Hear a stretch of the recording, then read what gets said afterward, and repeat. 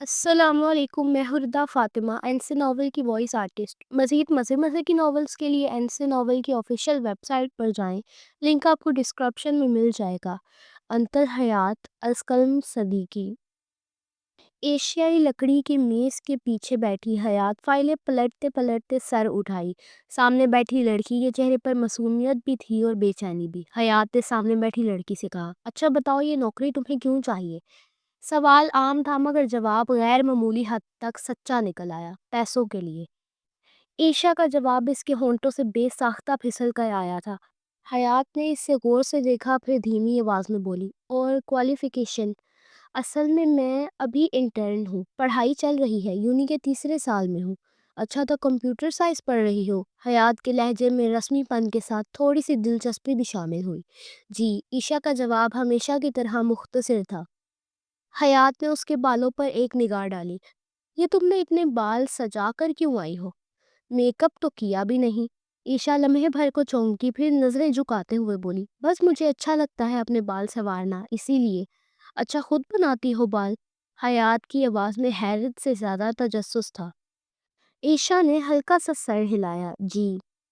کچھ لمحے تک حیات اس کی سی وی پڑھتی رہی، پھر حیات نے فائل بند کی۔ اچھا، تم باہر جاؤ، سامنے زارا سے اپنا نام اور نمبر لکھوا دو، اور یہ سی وی میں رکھ لوں گی ابھی کے لیے۔ جی ٹھیک ہے۔ عیشا نے آہستگی سے کرسی پیچھے سرکائی، بغیر کسی آواز کے وہ خاموشی سے دروازے کی طرف بڑھی اور کمرے سے باہر نکل گئی۔ نیکسٹ آپ چلے جائیں۔ مایا نے سمیر کی طرف دیکھا اور رسمی لہجے میں کہا۔ قطار آگے بڑھ گئی۔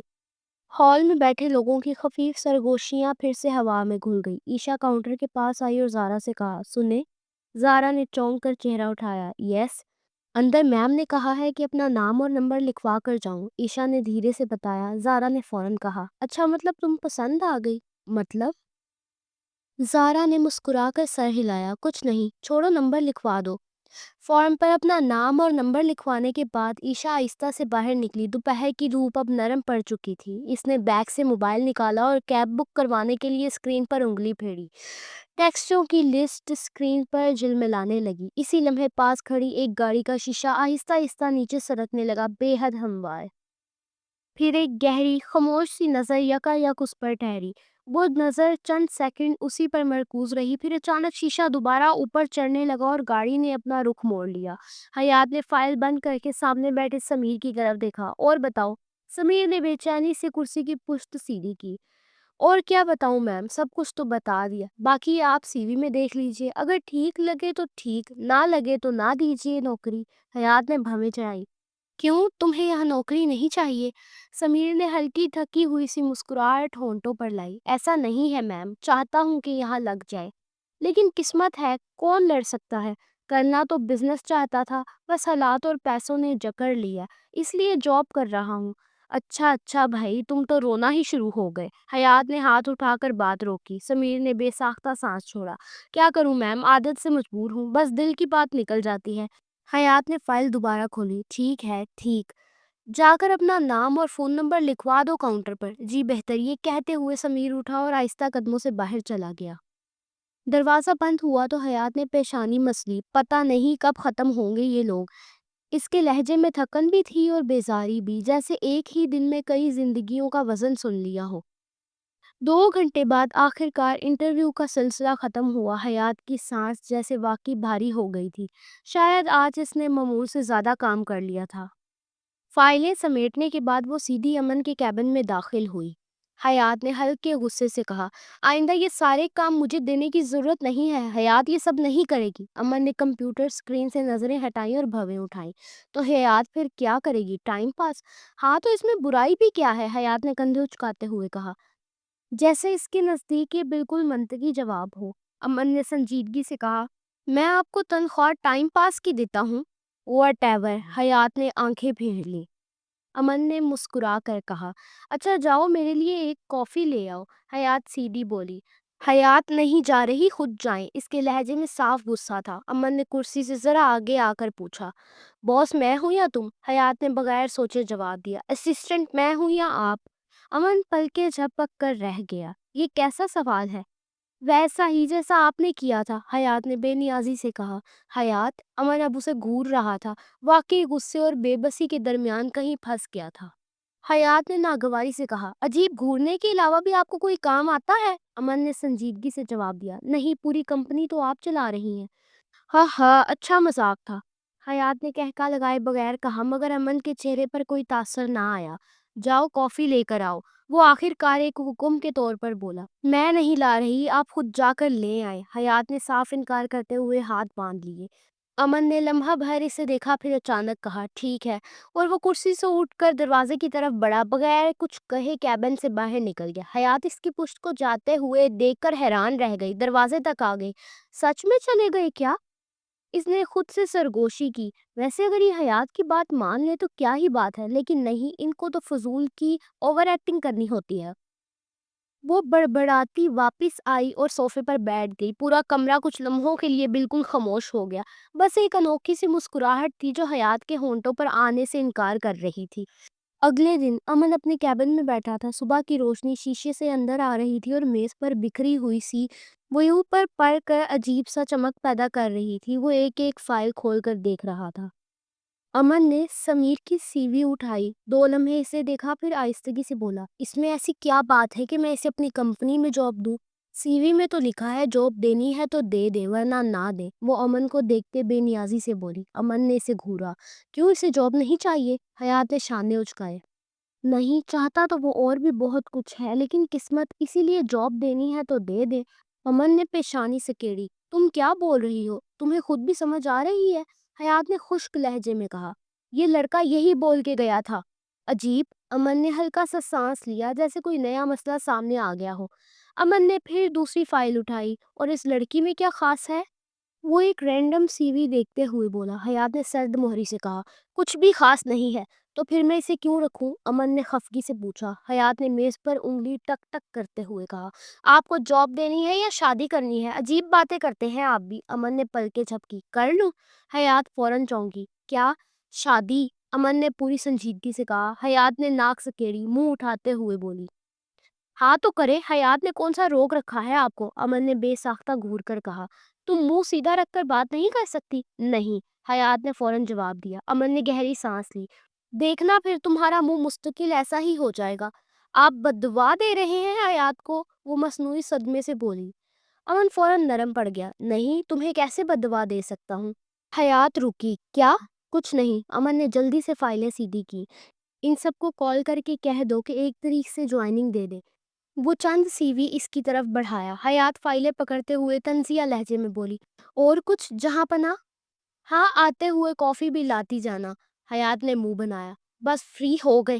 وہ باہر جانے لگی تھی کہ امن کی آواز پیچھے سے آئی، میں فری نہیں ہوں مس حیات۔ حیات نے پلٹے بغیر کہا، چپ رہیں، اور وہ باہر آ کر سیدھی کاؤنٹر کی طرف بڑھی۔ زارا کمپیوٹر سکرین سے نظریں ہٹا کر حیات کو دیکھا، تم گئی نہیں اب تک؟ حیات نے ایک آئی برو اوپر اٹھائی، کہاں؟ تم تو نوکری چھوڑ رہی تھی نا؟ حیات نے بے نیازی سے جواب دیا، ہاں چھوڑ رہی تھی، لیکن نہیں چھوڑی۔ کیوں؟ زارا کی حیرت اب چہرے پر صاف تھی۔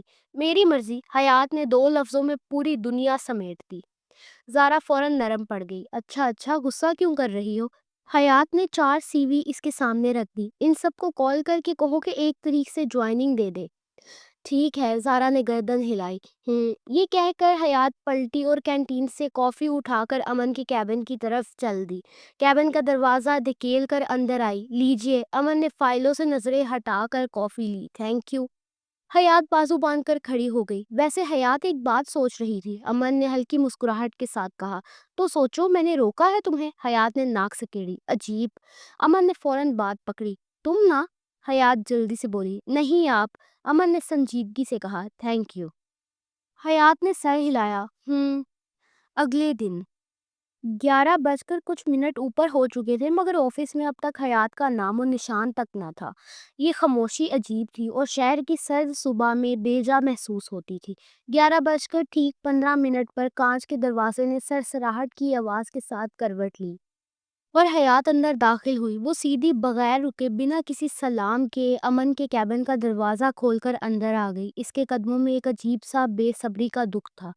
امن نے اوپر دیکھا، وقت کیا ہوا ہے؟ یہ کوئی وقت ہے آفس آنے کا؟ مگر سامنے کھڑی حیات کی آنکھوں میں غصے کی بجلیاں روشن تھی۔ اس نے کچھ کہے بغیر ایک سفید سا کاغذ اس کے سامنے میز پر رکھ دیا۔ یہ دیکھیں۔ امن نے کاغذ کو گھور کر دیکھا۔ یہ کیا ہے؟ اٹھا کر دیکھیں گے تو پتہ چل جائے گا۔ امن نے وہ کاغذ اٹھایا، 2 لمحے پڑھتا رہا اور پھر بے نیازی سے بولا، ارے یہ تو ڈیٹ شیٹ ہے۔ ہاں جی ڈیٹ شیٹ ہے، اس نے دانت پیستے ہوئے کہا۔ 2 دسمبر سے پیپر ہیں، امن نے ڈیٹ شیٹ پڑھتے کہا۔ ہاں جی، حیات نے سر ہلایا۔ امن نے ڈیٹ شیٹ سے نظریں ہٹائے حیات پر ڈالی۔ تو پھر میں پڑھ تو چکا ہوں، اب میرا تو پیپر نہیں ہونا، میں کیا کروں اس کا؟ حیات نے ہاتھ سینے پر باندھے۔ اچھے سے ڈیٹ شیٹ دیکھے، 2 تاریخ سے 23 تاریخ تک پیپر ہیں۔ ہاں تو امن نے ناسمجھی سے اس کی طرف دیکھا۔ حیات اب 2 دسمبر سے لے کر 23 دسمبر تک آپ کو اس آفس میں نظر نہیں آنے والی۔ او کیوں؟ اس نے حیرانی نہ ہونے والی حیرانی سے پوچھا۔ کیونکہ یہ حیات کے امتحان کی ڈیٹ شیٹ ہے، حیات کے پیپر سٹارٹ ہو چکے ہیں۔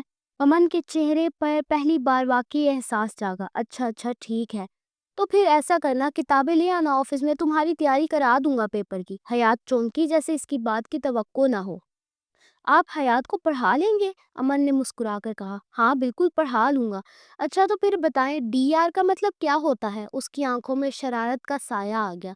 ڈاکٹر، ڈاکٹر کا شارٹ فارم ہے نا، کوئی ڈاکٹر بن جائے تو نام کے ساتھ DR لگاتے ہیں۔ حیات نے ناک سکیڑی۔ جی نہیں، آپ کو تو کچھ آتا ہی نہیں، آئے بڑے حیات کو پڑھانے والے۔ اچھا تو پھر کیا مطلب ہے DR کا؟ امن نے ناگواری سے پوچھا۔ DR کا مطلب ہوتا ہے ڈیبٹ اور CR کا مطلب کریڈٹ۔ تو تم ایسا کہتی نا کہ اکاؤنٹنگ میں DR کا کیا مطلب ہے؟ امن نے وضاحت دی۔ آپ نے کس سبجیکٹ سے گریجویشن کیا ہے؟ اس نے اچانک سوال کیا۔ کامرس سے۔ اور تمہارا؟ بالکل میرا بھی کامرس ہے۔ تو آپ کو پتہ ہونا چاہیے، مگر نہیں، آپ کو نہیں پتہ تھا۔ آپ کو کچھ نہیں آتا، آئے بڑے ایسے پڑھائیں گے حیات کو؟ امن نے اپنے ماتھے پہ ہاتھ مارا اور بولا، تم سچ میں پاگل ہو۔ شکریہ، اس نے انتہائی سنجیدگی سے جواب دیا، جیسے یہ سب سے خوبصورت تعریف ہو۔ بس یہی بتانے آئی تھی، اب حیات جا رہی ہے۔ وہ مڑی اور جانے لگی۔ اچھا بات سنو، امن نے نرمی سے اسے پکارا۔ حیات پلٹی۔ اب کیا ہے؟ اگر کوئی مدد چاہیے ہو تو مجھ سے لے لینا۔ اس نے آنکھیں چوڑی کر کے دیکھا۔ DR کا تو مطلب پتہ نہیں، یہ مدد کریں گے؟ ہاں، آئے بڑے اپنا آفس سنبھالیں۔ وہ یہ کہتے ہوئے ذرا سا طنزیہ مسکرائی اور امن کے کیبن سے نکلی۔ امن نے اسے جاتے دیکھا اور دل میں بے اختیار مسکرا دیا۔ رات کے 10:30 کا وقت تھا۔ گھر کے بڑے ڈائننگ ہال میں سب بھائی ایک ہی میز کے گرد بیٹھے تھے۔ امن کھانا ختم کرتے یوسف اور دانیال پر اپنی گہری نظریں ڈالتا بولا، ہاں تو آگے کیا سوچا تم دونوں نے؟ دانیال نے بے نیازی سے نوالا منہ میں ڈالتے ہوئے کہا، کیا؟ یوسف فوراً بول پڑا، ارے بھائی میں بتاتا ہوں، ابھی ہم کھانا کھائیں گے، پھر اپنے کمرے میں جائیں گے، تھوڑی دیر فون چلائیں گے اور سو جائیں گے۔ دانیال نے فوراً سر ہلایا۔ ہاں ہاں بالکل یہی پلان ہے۔ امن نے گہری سانس لی۔ میں یونی کے بعد کی بات کر رہا ہوں، یوسف بے فکری سے بولا۔ اچھا یونی کے بعد کی؟ یونی کے بعد تو سیدھا گھر آتے ہیں، کھانا کھاتے ہیں، پھر سو جاتے ہیں۔ دانیال نے پھر سر ہلایا۔ ہاں ہاں بالکل یہی کرتے۔ امن نے اب دونوں کو گھورتے ہوئے کہا، تم دونوں کو تھپڑ ماروں گا ابھی۔ دانیال فوراً سیدھا ہو گیا۔ اب میں نے کیا کیا ہے؟ اذلان نے پانی کا گلاس رکھتے ہوئے کہا۔ بھائی تم ان سے ایسے بات نہیں کرو۔ ارحم نے فوراً رخ موڑا۔ تو پھر کیسے بات کریں؟ اذلان نے بالکل سنجیدگی سے مشورہ دیا۔ ایک تھپڑ لگاؤ پھر سوال کرو، پھر ایک اور تھپڑ لگاؤ تو صحیح جواب ملے گا۔ دانیال نے اسے گھورا۔ تیرے کو نہیں ایک تھپڑ لگائیں؟ دانیال، امن نے سختی سے کہا۔ بھائی اس کو بھی تو دیکھو کیسے بدتمیزی کر رہا ہے میرے سے۔ دانیال جلدی سے صفائی دینے لگا۔ ابرار نے سر جھٹکا۔ تم لوگوں کے اندر کوئی سکون نام کی چیز نہیں ہے نا؟ یوسف فوراً بولا۔ شکریہ، بہت مہربانی۔ ہو گیا سب کا؟ امن نے سب پر نظریں ڈالے کہا۔ ارحم نے فوراً جواب دیا۔ ہاں بھائی اب تم بولو۔ ارسل نے ناسمجھی سے دونوں کی طرف دیکھا۔ ویسے بھائی تم پوچھنا کیا چاہ رہے ہو؟ مجھے تو کچھ سمجھ ہی نہیں آ رہا۔ اذلان نے اسے گھورا۔